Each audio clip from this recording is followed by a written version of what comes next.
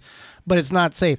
Now, what does one do if they have an old recipe that they would like to use to honor a past loved one who was a very active canner? How do they find out to make it safe? You could reach out to a master canner and ask them to review the recipe, and there's no shame in that. And a lot of times they don't even have to tweak that much. But I just want to explain, you're probably thinking, like, how has food science really changed that much? Well, as a society, our food science has really changed.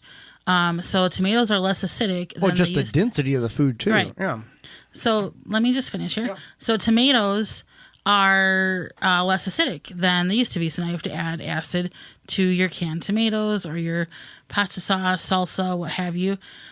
Same thing with, jams and jellies. Those recipes may not have varied a lot, but you don't know. You don't know if the sugar content has changed or something where you may need to add more pectin, things like that. So because our food system is always changing, we're getting, as a society, further and further away from these heirloom varieties and original cultivar of produce.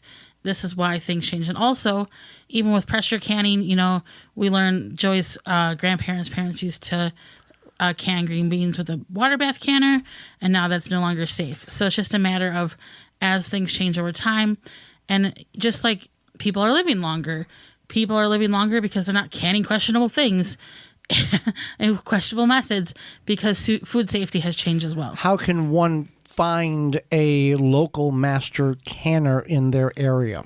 They could contact their University Extension. Okay. Mm-hmm. And they would be able to direct them in a proper direction. And I know there's some in every state because I follow a few on Instagram, so they should be able to help.